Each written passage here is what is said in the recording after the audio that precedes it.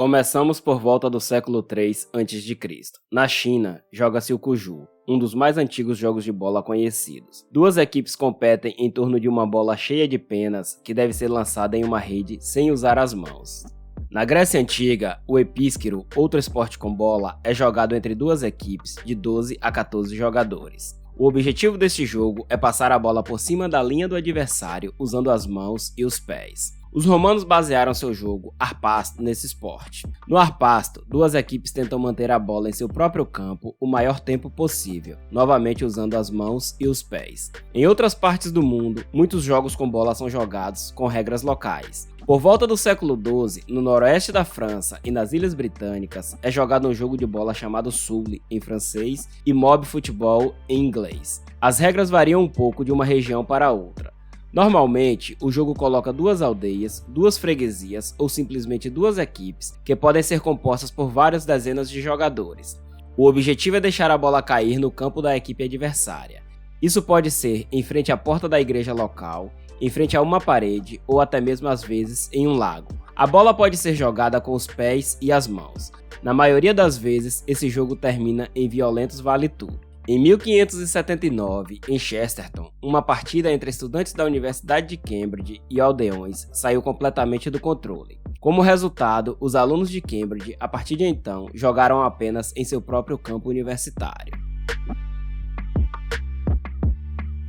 No início do século XIX, nas faculdades e universidades britânicas, os esportes coletivos eram vistos como uma boa maneira de treinar os jovens em disciplina, espírito de equipe e liderança. Ao mesmo tempo, a Revolução Industrial e o advento das ferrovias facilitam as trocas. A ideia de organizar jogos interuniversitários surge, mas cada equipe joga com as suas próprias regras, e os primeiros encontros são confusos, sobretudo entre equipes que privilegiam o drible, ou seja, o jogo com os pés, e aquelas que privilegiam a pegada, ou seja, o jogo com as mãos. Para uma partida bem-sucedida, portanto, torna-se necessário negociar as regras de antemão, ou dividir a partida em dois tempos e jogar com as regras de cada equipe durante um tempo. Em Cambridge, estudantes de diferentes universidades se reúnem regularmente para tentar estabelecer regras comuns. Em 1857, o Sheffield Football Club é fundado como o primeiro clube independente da história, não vinculado a uma universidade ou instituição. O clube joga sob suas próprias regras, que são semelhantes ao futebol moderno. Em 1863, novas e mais detalhadas regras de Cambridge são publicadas, mas apenas alguns dias depois, a recém-formada Football Association, que representa 11 clubes de Londres e é a primeira federação da história, publica suas próprias regras inspiradas nas regras de Cambridge. Os clubes que privilegiam o manejo, vendo as regras evoluir para o drible, juntam-se em 1871 para fundar a Rugby Football Union. Isso marca a ruptura entre o rugby e o futebol. No mesmo ano, a Associação de Futebol organiza a primeira Copa da Inglaterra. As partidas duram 90 minutos e contam com duas equipes de 11 jogadores, incluindo pela primeira vez um goleiro. Em 1872, acontece a primeira partida internacional entre Inglaterra e Escócia e termina empatada em 0-0. Naquela época, o Reino Unido é a principal potência econômica e colonial do mundo. Cidadãos britânicos são enviados ao redor do mundo para servir ao Império. Trabalhadores ferroviários na América Latina, estudantes na Suíça ou simplesmente comunidades britânicas encontram clubes em todo o mundo para jogar futebol ou rugby, às vezes uma combinação de ambos. Em 1881, acontece o primeiro jogo internacional feminino entre Inglaterra e Escócia, mas o fato de as mulheres estarem jogando futebol é desaprovado, e no jogo de volta uma multidão ataca as jogadoras, forçando-as a fugirem do local. Em todo o mundo, o esporte se torna cada vez mais popular, e muitos novos clubes e federações são criados. Em 1902, são realizadas as primeiras partidas internacionais fora do Reino Unido. Em uma partida, a Argentina vence o Uruguai por 6-0. Já em outra, a seleção austríaca vence a seleção húngara por 5-0. Em 1904, a Federação Internacional de Futebol, FIFA, é fundada em Paris. A princípio, reúne 7 países com o papel de organizar partidas internacionais. Mais e mais nações aderem rapidamente à FIFA.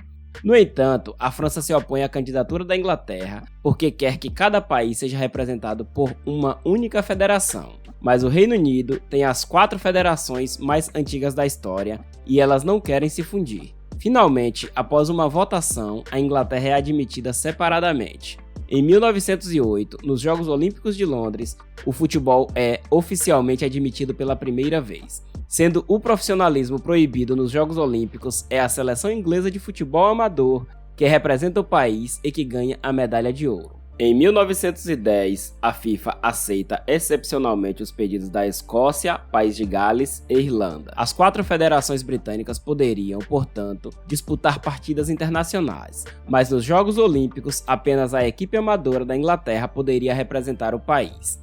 Em 1912, nos Jogos Olímpicos de Estocolmo, a Inglaterra vence novamente. Em 1916, durante a Primeira Guerra Mundial, a Argentina comemora seus 100 anos de independência, organizando um torneio de futebol com o Brasil, Chile e Uruguai. Nesta ocasião, é fundada a CONMEBOL, a primeira confederação continental. Em 1920, durante os Jogos Olímpicos de Antuérpia, nos quais o Egito é o primeiro país não europeu a participar, a Bélgica vence e em 1924, em Paris, o Uruguai conquista a medalha de ouro em sua primeira participação. O futebol se torna tão popular que muitas ligas se profissionalizam, e como resultado, cada vez mais jogadores não podem representar seu país nos Jogos Olímpicos, que permanecem reservados aos amadores. A FIFA pensa então em criar sua própria competição internacional, que seria composta por equipes profissionais. Em 1928, durante os Jogos Olímpicos de Amsterdã, a FIFA anuncia seu projeto de criar sua própria Copa do Mundo. O Uruguai, após sua nova vitória nos Jogos Olímpicos, é escolhido para sediar a primeira Copa do Mundo, que aconteceria em 1930, por ocasião do centenário da independência do país. O Uruguai se compromete a construir um novo estádio para a ocasião. Mas na Europa, os jogadores e federações têm pouco interesse neste evento, especialmente porque leva cerca de 2 semanas de navio para chegar ao Uruguai e, portanto, toda a viagem levará 2 meses. Após muitas negociações, apenas 4 países europeus concordam em participar. A final da Copa do Mundo é disputada entre Uruguai e Argentina, cuja rivalidade é tão forte que um árbitro só pôde ser encontrado apenas algumas horas antes da partida, e concorda em apitar o jogo apenas se estiver protegido. Ambas as equipes vêm com a sua própria bola, uma metade é jogada com a bola argentina, a outra com a uruguaia. O Uruguai vence por 4-2. 4 anos depois, é a vez da Itália fascista de Mussolini sediar a Copa do Mundo, que é a primeira a ser transmitida ao vivo pelo rádio. O Uruguai opta por não participar, devido ao desinteresse dos países europeus por sua Copa. Na final, a Itália vence a Tchecoslováquia por 2-1. Em 1936, a FIFA opta por disputar a próxima Copa do Mundo na França, o que provoca a ira dos países latino-americanos que querem que a Copa seja disputada alternadamente entre os 2 continentes. Uruguai e Argentina decidem não participar. A Espanha, que está em plena guerra civil, também não participa, e poucos meses antes da Copa, a Áustria, que havia se classificado, é anexada pela Alemanha nazista. Na final, a Itália mantém o título ao vencer a Hungria por 4-2. A Segunda Guerra Mundial, então, paralisa a competição pelos próximos 12 anos.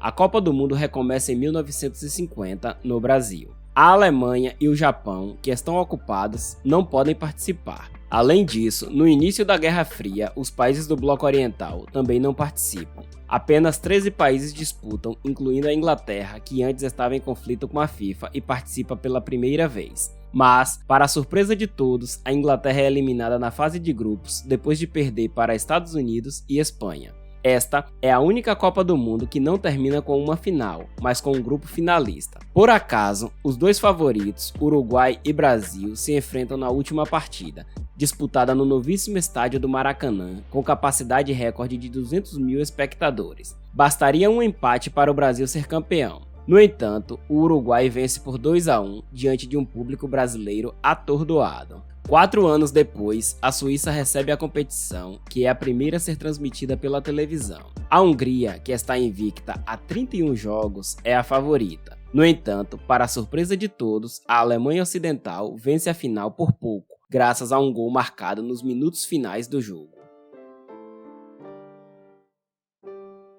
Em 1954, a Confederação Asiática de Futebol e a União das Associações Europeias de Futebol, ou UEFA, são fundadas.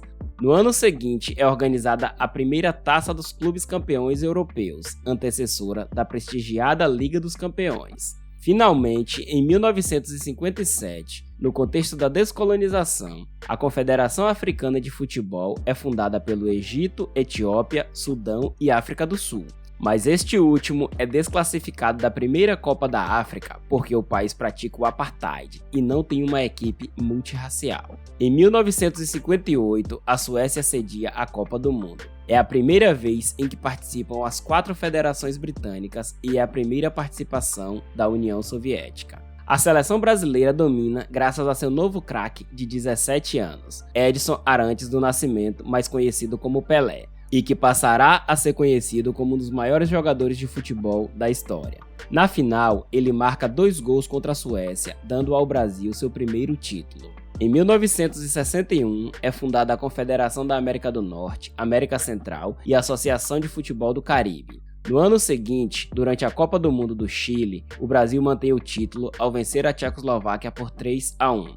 Em 1963, para comemorar o 100º aniversário da Associação de Futebol, uma partida é organizada no estádio de Wembley, entre a Inglaterra e a Seleção Mundial da FIFA. A Inglaterra vence por 2-1. 3 anos depois, a Inglaterra cedia a Copa do Mundo. A competição é marcada pela primeira participação da Coreia do Norte, que não é reconhecido pelo Reino Unido, sendo assim desde a Guerra da Coreia. A Inglaterra vence a final contra a Alemanha Ocidental. No mesmo ano, é fundada a Confederação de Futebol da Oceania. Em 1969, na América Central, enquanto a rivalidade é forte entre El Salvador e Honduras, os 2 países devem disputar 3 partidas de qualificação para a próxima Copa do Mundo. Ao final dos jogos, sob alta tensão e após algumas brigas, uma curta guerra de 100 horas irrompe entre os 2 países, resultando em 3.000 baixas. No ano seguinte, em 1970, o México organiza a Copa do Mundo, que é a primeira a ser transmitida em cores pela televisão. Para melhor visibilidade na tela, a Adidas cria a famosa bola Telstar, com seu design em preto e branco. Esta também é a primeira Copa disputada com os cartões amarelo e vermelho. Na final, o Brasil vence a Itália e, portanto, pode manter a prestigiosa taça Jules Rimet, que pretendia acabar no primeiro país a ganhar 3 Copas do Mundo. A FIFA então cria um novo troféu que só pode ficar por um curto período de tempo com os futuros campeões. Em 1974, em plena Guerra Fria, a Alemanha Ocidental cedia a Copa do Mundo, inclusive em Berlim Ocidental, com o Muro de Berlim, claro, ainda dividindo a cidade. Nesta ocasião, acontece o único jogo da história entre a Alemanha Ocidental e Oriental. Na final, a Alemanha Ocidental vence a Holanda. Em 1976, no momento em que a Argentina se prepara para sediar a próxima Copa do Mundo, ocorre um golpe de Estado e uma ditadura militar toma o poder. Apesar da polêmica, o país ainda organiza e cedia a Copa do Mundo, mas o evento é marcado por uma série de suspeitas de trapaças em favor da Argentina, que está autorizada a jogar suas partidas em ordem escalonada, tendo assim a vantagem de saber os placares das outras partidas. A Argentina vence a final contra a Holanda.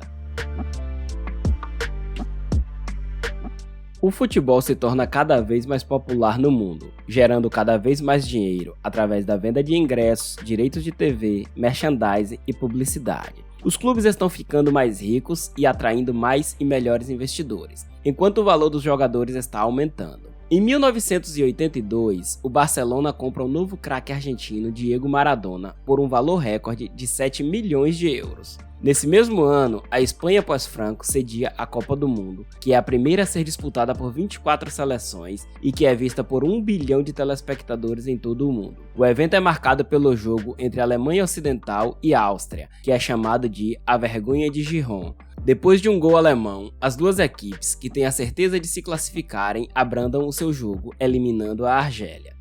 Por outro lado, França e Alemanha Ocidental se enfrentam em uma partida cheia de reviravoltas, e é a primeira da competição a terminar nos pênaltis. Na final, a Itália vence a Alemanha Ocidental. Em 1986, o México cedia novamente a Copa do Mundo, substituindo a Colômbia, que havia se retirado. Diego Maradona está no ápice da carreira. Durante uma partida entre a Argentina e Inglaterra, ele marca um gol com a mão, que é validado mesmo assim e fica conhecido como a mão de Deus. 4 minutos depois, ele marca um dos gols mais bonitos da história, que passa a ser conhecido como o gol do século. Na final, a Argentina vence a Alemanha Ocidental. 4 anos depois, durante a Copa do Mundo na Itália, a Alemanha Ocidental se vinga ao derrotar a Argentina na final. Em 1991, a primeira Copa do Mundo feminina é realizada na China e é vencida pela seleção norte-americana. 3 anos depois, os Estados Unidos organizam a Copa do Mundo. Uma Alemanha reunificada participa pela primeira vez, assim como a Rússia após a queda da União Soviética. A final entre Brasil e Itália é a primeira final a terminar em pênaltis. O Brasil vence por 3-2. Em 1998, a França organiza a primeira Copa do Mundo disputada com 32 seleções. Na final, a França vence o Brasil por 3-0 com 2 gols de Zinedine Zidane. Em 2001, Zidane é comprado pelo Real Madrid pelo valor recorde de 75 milhões de euros. No ano seguinte, em 2002, o Japão e Coreia do Sul sediam a Copa do Mundo. Para a surpresa de todos, Turquia e Coreia do Sul chegam às semifinais. Mas, acima de tudo, a final é muito esperada, pois coloca Brasil e Alemanha, que ainda não haviam se encontrado em uma Copa do Mundo. Enquanto que, desde 1950 e com exceção de 1978, todas as finais foram disputadas por uma das duas equipes. O Brasil vence por 2-0 graças a uma dobradinha dos Ronaldos. É o 5º título do Brasil que consolida seu status de melhor time do mundo. Em 2006, a Alemanha cedia a Copa do Mundo. Durante a final entre França e Itália, Zidane, que joga o último jogo da sua carreira, é excluído após ter dado uma cabeçada em um adversário. A Itália vence nos pênaltis.